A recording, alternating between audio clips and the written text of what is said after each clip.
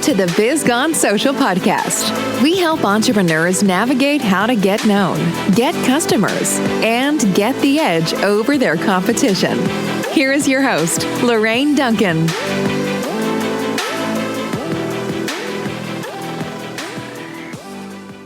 So here we are with episode 48, and I'm so glad to be here. And my promise to you, as always, is I want to give you just a little bit of verbal caffeine that's going to energize your social media marketing and help you stay social.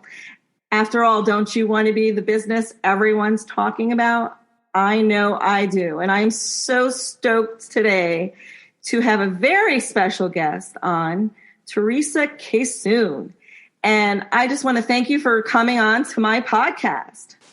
Well, you're welcome. I appreciate you having me on your podcast. This is actually my first one.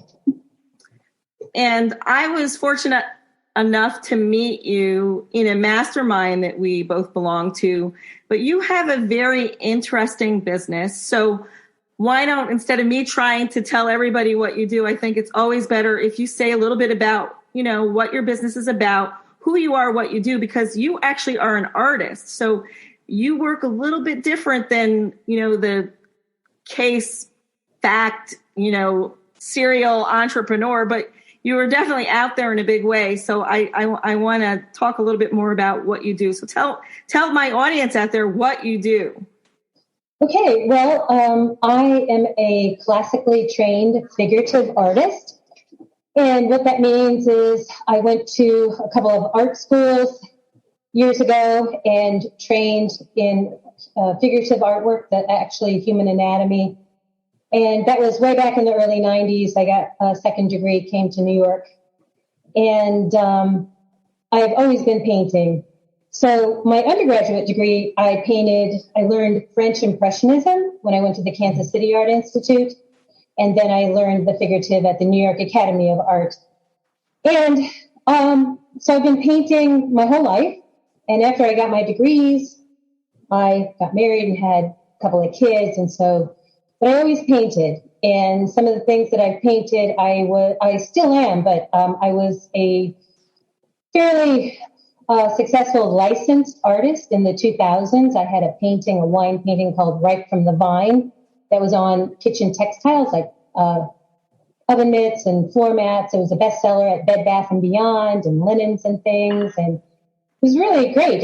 I actually made a living as a licensed artist. But in 2008, the recession hit and it took a big hit, kind of fell off a cliff. So as an artist, you kind of have to always reinvent yourself. Maybe most small businesses are that way. You have to sort of change with the flow and the ebb of the economy. And so where I am today is, so one of my favorite things I love to do, I always painted outside, which they call en plein air. And during the pandemic, we're all cooped up and couldn't go places. And when things started opening up, I thought, you know what, I'm just going to do what I really love. And I love painting outside. And I love the Mets. I love baseball. And the new owner of the Mets is Stephen and Alexander Cohen. And they are patrons at my alma mater's fundraisers, the New York Academy of Art fundraisers. So what happened is, in 2018, I had a donut painting and Stephen and Alexander Cohen bought it at the Sotheby's auction. So I'm actually in his collection. Him and his wife are world-renowned art collectors. So when I heard he bought the Mets, I love baseball. And I thought, I am going to plop my easel down at Citi Field and start painting that big, beautiful stadium. I used to live in Queens, too, for about 14 years. So it's kind of where I am today. I mean, that's awesome. I mean, I love the way you did reinvent yourself, because getting in touch with somebody, and here's something for all of you out there, is that, if you know someone that just bought something, or that that you can help or be of service to them, reach out. If you never reach out, it's not going to happen. And it's interesting because me and Teresa both share the passion for the Mets. I'm a Met fan too. Just was at Citi Field about a week and a half ago on the hottest night of the year. It was a Friday night and it was so hot. But, I love the Mets. And so that intrigued me a lot about you painting Citi Field. It is actually, the outside is amazing. They have all these like little banners all over. And if you're a longtime Met fan like me, I've been, since I was a little girl. So I was about 2-3 years old when I went to my first Mets game. Mm-hmm. And, those were the days of Seaver, and Art Shamsky was a third baseman who nobody mentions anymore at all.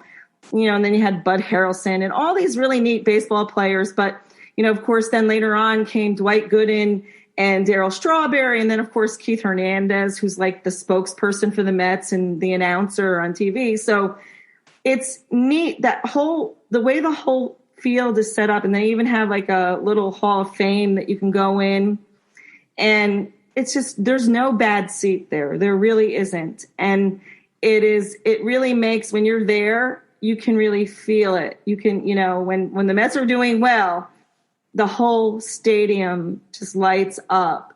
And it's interesting. I'd love to see, I can't wait to see some of your artwork when it's related to Citi Field, because, I always want to say Shea Stadium. And it's like that to me, that stadium got old really fast, and Citi Field just seems just so modern. And, there's restaurants galore in there and just a lot of fun things to do for your family. So interesting. So you pivoted to doing this. How do you make money though? I mean, as an artist, because I always wondered about this, is how do you make money? Well, Lorraine, that is a $1 million question. That's for sure. So most artists that I know have a day job. You have to have a day job. And I used to be a part of our alumni association in the 2000s at the New York Academy of Art. And the young adults that were graduating then, 10, 15 years ago, would ask, how do I make money at my art? And I would tell them, well, you get a day job. And then when you come home and you're really tired, you pull out your paints and you paint till midnight. And I tell you what, that is what I did. I ended up being a single mom really early on. So I had these 3 small babies, and because of the licensed art, I was able to be a full-time mom and get a check in the mail. And so, that's a full-time job, as any mother or father knows. And so I'd be really tired. I'd put him to bed 7:30, 8 o'clock, and I'd pull out my paints, and I'd paint till 12:30, 1 o'clock in the morning. And I did that for years, and I painted and I painted.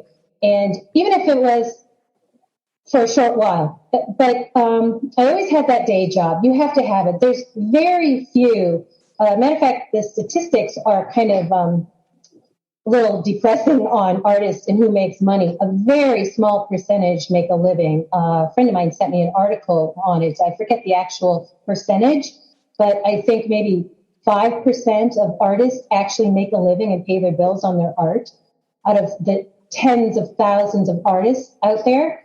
And 80% of that is men still. Half our workforce is women, right? So we make half the money. But in the art world, it's even a little more restrictive. So I would say just don't let that bother you. Don't listen to it. I know for me, on certain days, especially during the pandemic, there were days that, it was really depressing. It was really down, and you think, what the heck? I don't see a future today, And on those days, I would say, nope, 20 minutes, go to your studio. I would be a parent to myself and direct myself to go to my studio and just paint for 20 minutes because it made me happy. It made me feel whole. It made me feel like, I'm reaching my soul. And I think any artist, any creative, you don't even have to be in the art field, something that reaches your inner core and your soul, and it makes you feel whole, especially during difficult times. And so with the Met thing, it's just A, B, C, and D lined up. I make a little money. I've sold more paintings this summer than I have in a long time. Mets fans are really awesome and want to, support me painting there. They love the paintings. But what I do personally, I bit the bullet about 7-8 years ago when I learned Photoshop and Adobe After Effects and Adobe Illustrator. So I have sort of the best of both worlds, and I'm a graphic artist during the day. So it pays a little more than maybe a retail job or something else. And I do that, I do that 15, 20 hours a week. And otherwise, yeah. Do you freelance that too, your graphic art, or do you work for a company, or how do you do that? Yeah, well, I work for a small church in Trumbull. So, it's a very nice, quiet atmosphere, posters, graphics, whatever they need. And it's very pleasant for me. I've had jobs that were not pleasant. I've had you name it, I probably worked doing something retail. But I also freelance. This is another thing the pandemic really just destroyed, like the recession in '08. But I have, next year it'll be 30 years of window painting in the New York City area. The 5 boroughs, I've painted in the 5 boroughs. Mostly it's Manhattan, Brooklyn, and Queens. But the recession just kind of killed that. I lost about 85% of my business. And so freelance, I supplement my income through a variety of freelance projects. This summer, I'm putting together some comps for a very large mural at a church in Brooklyn. I guess they have a budget for a mural, and I convinced them to make it 3 murals instead of one great big long one. And so I on canvas so he can move them around. So that makes it easier for me. So that's a project that's, going to pay pretty well. And that's what I do. I hustle. You hustle, I was just going to say that. It's like, that's what it's all about especially when you're, working for yourself, you're always hustling. And I love these people out there that say, oh, just build it and it's going to happen. And that, there's in 3 easy steps, you can make $1 million in a day. And I'm like, that's not going to happen. And I love it. I have some art questions for you because I'm intrigued by it, but my youngest son, he used to do a lot of drawings, and one of a client of ours wanted to buy one of his paintings, and he actually did end up selling it. But how easy and hard is it once you've created something and you might have made a painting that you really love? Is it easy to sell it? I always wondered that, because I know for my son, Corey, it was like, I don't know if I want to give this away. And I certainly, but then of course, everybody has a dollar amount. Everybody has a price point, I guess. But I mean, is it hard for you to give to sell your paintings, or you're fine with it? I think earlier on in my career, I felt that way. I think when I was newly minted out of my art schools, I felt that way. Like I had all these skills and I created something beautiful and something better than I ever created. But nowadays, at this point in my career, 30 years later, I'll sell it,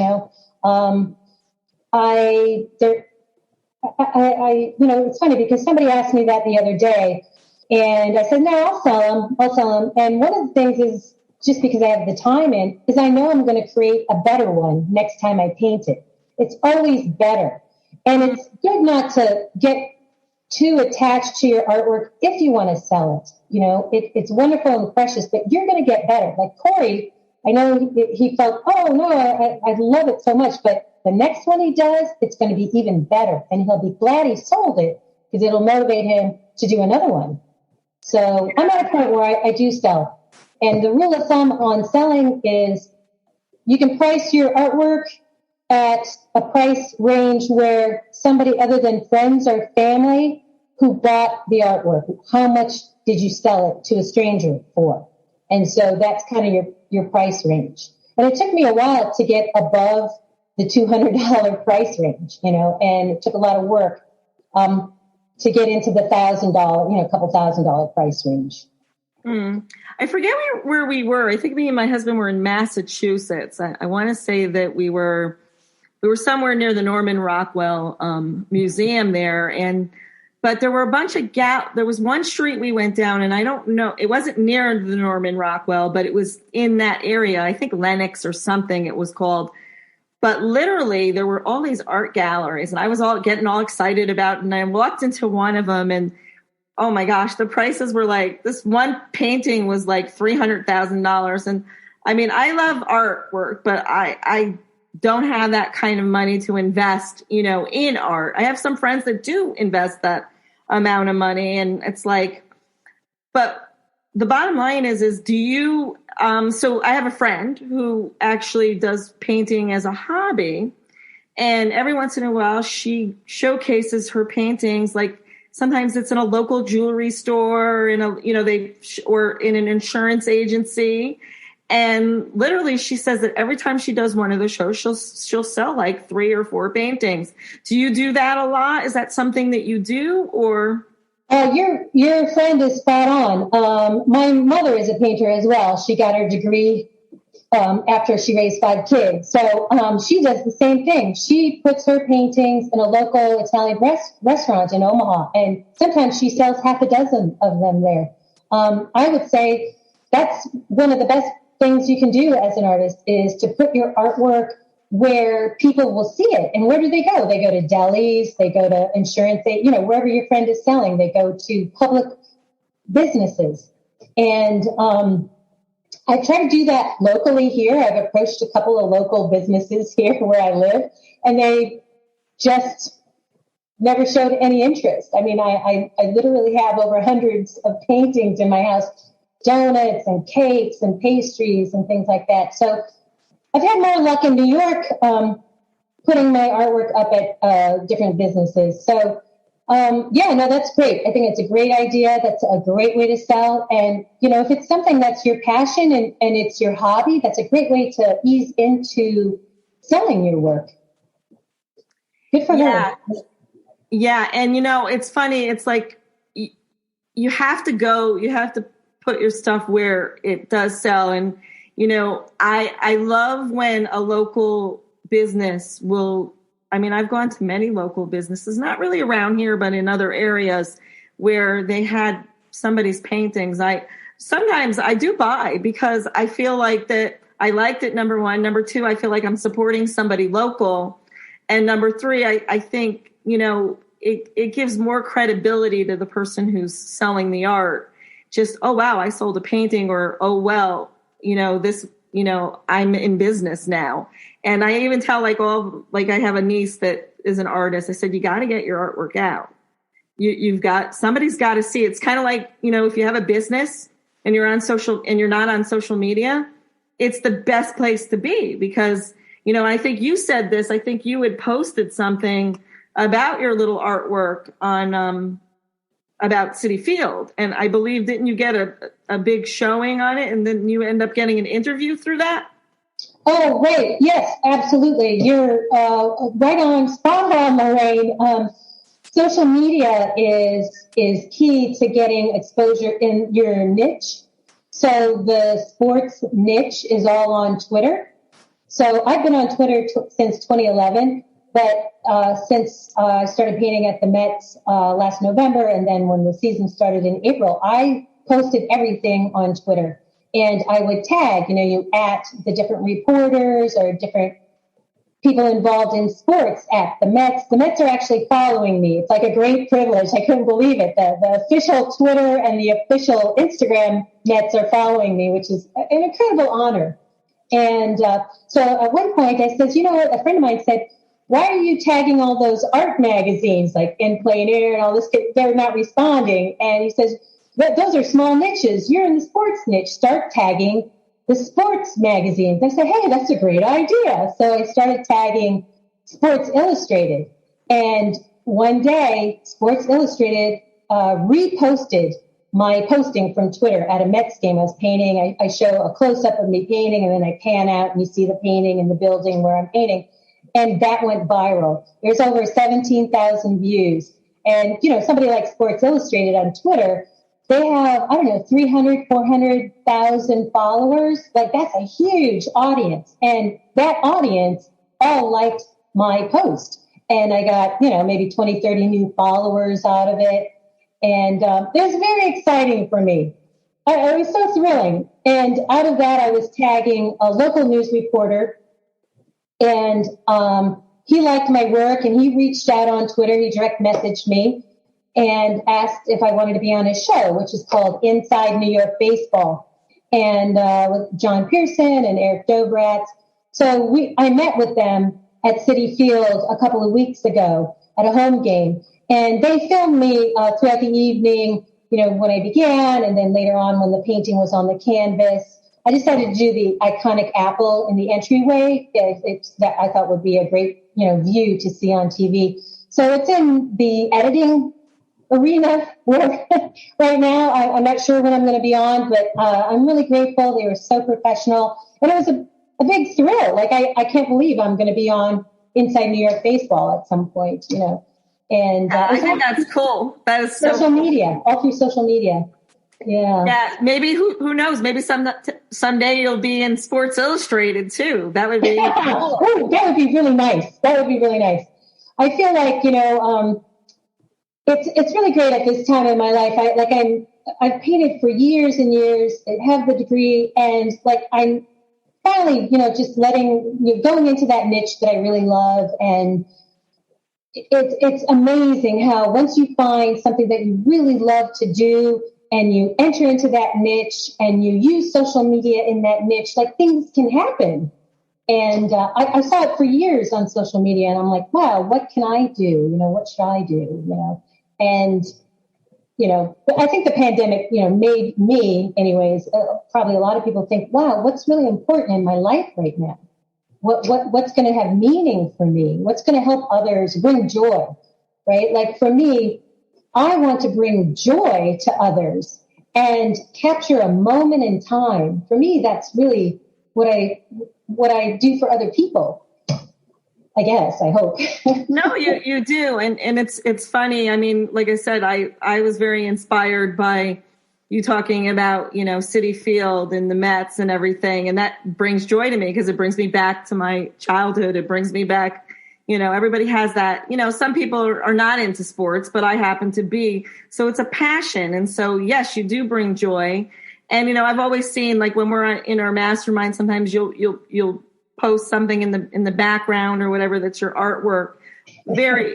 Always really good stuff. It's always, stuff that, wow, that's cool. And one of the things I want to ask you, because you've been an artist for a long time, and I think that, and also in business, because even as an artist, you are in business, and it's there's always challenges. And, I think we could all say that it was challenging during COVID. But what would you say was your biggest in all the years of being in the art world, and as being an artist, what would you say is your biggest challenge? Was your biggest challenge? Ooh, wow. That's a good question. I think just what's coming to mind right now, the biggest challenge was to continue to paint while I had a very difficult divorce and was a single mom of 3 kids, and my family's all in the Midwest. And the biggest challenge was, I remember at one point, for some reason I had strawberries set up in a bowl. I was painting fruit, and I just remember this image in my head thinking, is it worth it? What am I doing? Why am I doing this? And life is really heavy. It's really hard to be a single parent or a parent, even if you have, a husband or a wife, it's still really hard. Kids are demanding. It doesn't matter if you're sick or anything. And I knew that in the New York art scene, I'm one in a million. There's a million of me out there, and so the challenge was to validate what I did and what I loved. And the biggest challenge was to continue on through life's difficulties, to continue to validate and to continue to paint. And a while ago, many years, probably about 20 years ago, I instilled that go to your studio for 20 minutes. put everything down, just 20 minutes, that's all you need to bring myself out of some of the difficult moments. And I think if it's like never giving up. You'll have those really down days, but just never really giving up. Give it one more day, one more day on a really down day, or on a really challenging day, I think keeping that. Absolutely. I think you hit you hit it. It's like sometimes it's bad. Sometimes you don't think that you could go on. Sometimes life happens and it's not fun. But if you just, it isn't. I mean, it's seriously, sometimes life, gives you a lot of hard stuff to deal with. And I think that if you just push through, if you just find that one thing that makes you happy, that's going to push you through it. And I feel like in talking with you, you've overcome a lot of challenges, and it's like, you had those moments of what keeps you up at night. I think, and we all have had those moments, even all of you people out there listening, we've all had those, late night, let's keep, the thoughts going through your head. And, I loved what you said earlier about bringing joy to others. And, if you keep that the focus, because, in whatever you do, in your artwork, in your graphic artwork, in working for a church, there's a lot of people out there that have a lot of hurt and have a lot of needs. And if you could be that one bright shining spot, it's just going to be amazing. And you get to, guess what? And you get to earn money while you're doing that. And that's the bonus. Pays the bills. Speaking of earning money and stuff, do you have like a website where you post your artwork or anything that? Yes, Lorraine, I do. I can be found, I have a website with my name. It's Teresa Kasoon. It's Teresa with an H and then KASUN.com. I'm also am on social media. I'm on Instagram, Twitter. I have Pinterest. The silly me, the personal silly me is on Snapchat. The professional me is on Instagram. The sports me is on Twitter, things like that. But you can direct message me. Also, I have an email. You can email me it's my name again, Teresa with an H, KASUN @gmail.com. So, I'm sort of splattered across the spectrum. And a lot of people do reach out in a direct message, and that's how I sell artwork. Most of it's posted online. My Mets paintings, I only have a few online because I bring them home and touch them up, like the lettering and things like that. I like to make it more finely detailed. And by the end of the season, I've been promising some of my new Mets fans down at Citi Field that I am going to have G-Plays available, which is a print on a hard canvas by the end of the season, which are much more economical, $50, $60 instead of the price of an original. That's awesome. Perfect. Just right around time, maybe for Christmas and birthdays and stuff like that, So definitely I will post all those links too in the bottom of our podcast. And I just, again, want to thank you for being on my podcast. And if you have any questions or you want to know anything more about Teresa, you can also contact me at Lorraine at BizGoOnSocial. And if you have any questions about social media, of course, you can always contact me at Lorraine at BizGoOnSocial.com. So have a really great week, and I'll talk to you all next week. Thanks for listening to the Biz Gone Social podcast. Find us on Instagram at Biz Gone Social for extra tips. Check back weekly for new episodes. Until next time, stay social.